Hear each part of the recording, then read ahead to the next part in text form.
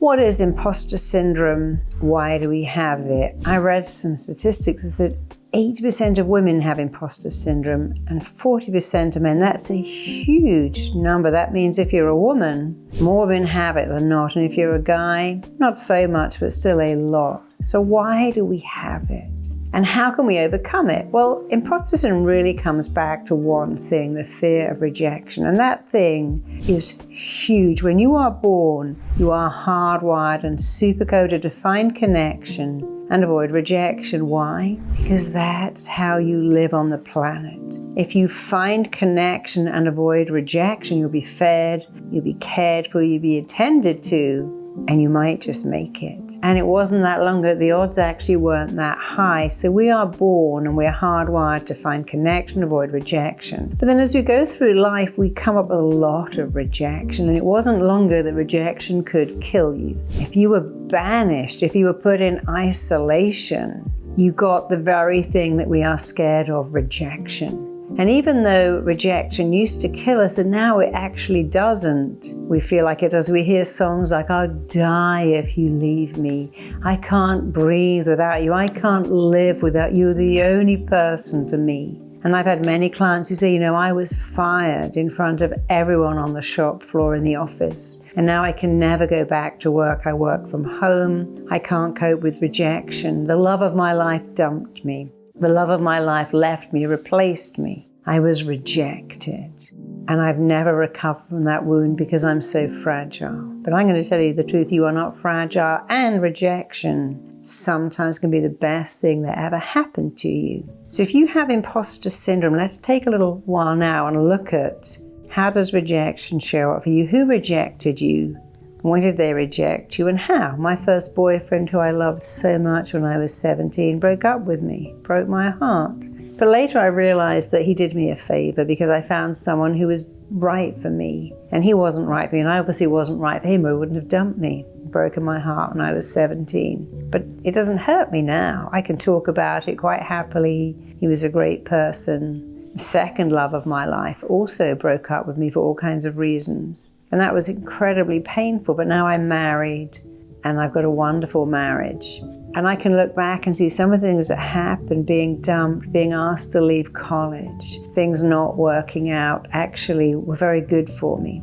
So let's right now look at how has rejection shown up in your life? Did you have a father who never turned up? Did you believe your mother preferred your sister or your brother? Did you get fired from a job? Were you not thriving at school? Did you get dumped later? Each of those rejections has had an impact on you.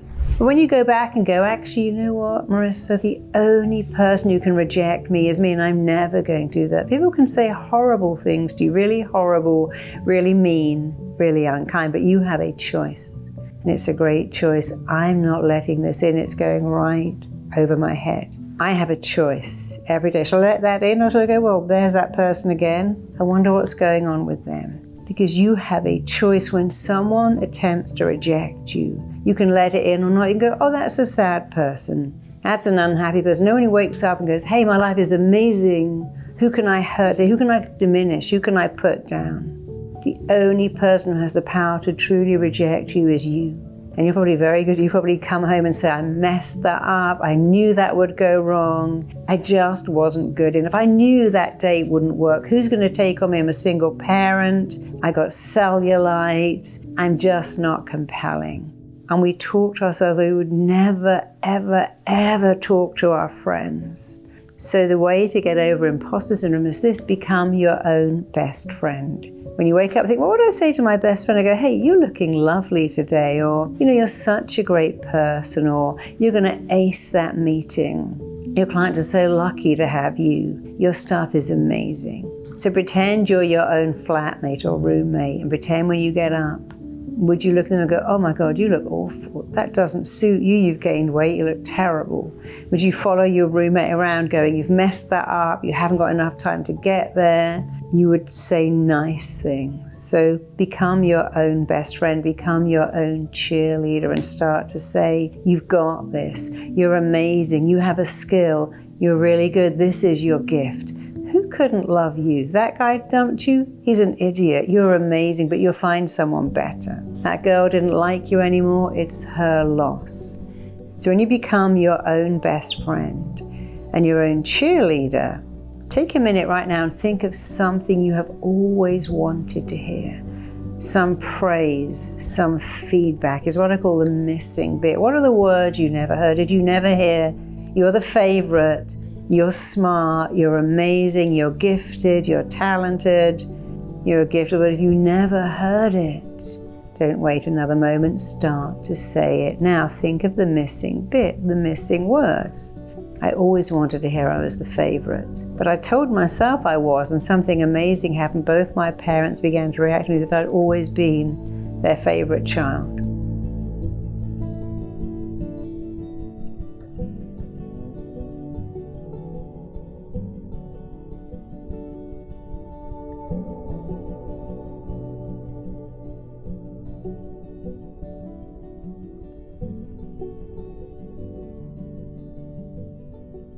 Because the mind doesn't really care what you tell it, it lets it in. If I put lotion on my skin right now because it's dry, my mind doesn't go, is that organic, paraben-free, made of pure coconut, or did you get it on an airplane and it's full of chemicals? It sinks in anyway, and words sink in. If you're the person driving imposter syndrome by saying, you're gonna mess this up, then you have the power to switch that to, you've got this, it's going to be amazing, everybody loves you, you're good at this. And just to make you feel better, this happens at every level of life. It happens with ambassadors, it happens with movie stars, it happens with CEOs, it happens with royalty, it happens with Olympic athletes. We all have this, who am I? But really the answer is, who am I not? I've had many times I've been offered something, I thought, well, who am I? I was in an embassy just the other day having lunch with something. Why have they invited me? Who am I? But we have a choice. Talk yourself out of it, into it. Well, they clearly want to meet me. They think I've got something to offer them. I can turn up and be myself and explain what I've got. And they may like that, they may not. Or I could never go. I could say no to everything, say yes. With imposter syndrome, your job is to make it less familiar. You may always have a degree of it. But you see some of the most beautiful women in the world say, who am I? Who am I to play this person? Who am I to do this? Maybe I'm not good enough. You know, we're always looking at movie stars thinking, wow, why was Judy Garland so hard on herself? Why was Marilyn Monroe so insecure? Why did Whitney Houston end up a drug addict? Because they had imposter syndrome. Most of us have it to a degree, but you can control it, minimize it, lessen it, even completely diminish it by reminding yourself the only person in the whole world who can really reject me is me, and I'm not going to do that. People can say mean things, but I have a choice to let it in or let it go right over my head. Not letting in rejection can change your life. Not rejecting yourself. Constructive criticism is fine, but do not do destructive criticism. I'm an idiot, I'm a loser, everything falls apart. You're not. You have something to offer the world. And whatever you've waited your whole life to hear, do not outsource that. Do it yourself. Think of the words you want to hear. I'm smart, I'm lovable, I matter, I'm a good person, I have a gift, I have a unique skill, so I have something to offer the world. Say it, state it, repeat it, embody it, and you know what? Since words shape your reality, it'll become your reality really fast. And don't expect to never have imposter syndrome. Expect to manage it, minimize it, and ignore it. And I'm going to end with this story that many years ago, a very, very famous actor, one of the most famous actors in the world, asked me to go to his house and help him with imposter syndrome. He was playing an iconic person in a movie, and it was somewhat overwhelming, but I felt like an imposter. Who am I to go and see this hugely famous actor and help him? And we both sat there. We both had imposter syndrome. We both did what I recommend. We did it anyway. He felt like an imposter. He played that part. It was incredible. I felt like an imposter, but I helped him the best I could. So we both showed up. We both said, okay, I have it. Now I have a choice. Shall I allow it to stop me, or shall I just ignore it and carry on? And that's the answer. Ignore it, carry on. But in ignoring it, also minimize it, lessen it. Use the words that make it diminish, not the words that make it increase, by telling yourself the things you've always wanted to hear, repeating them, and it will change your life.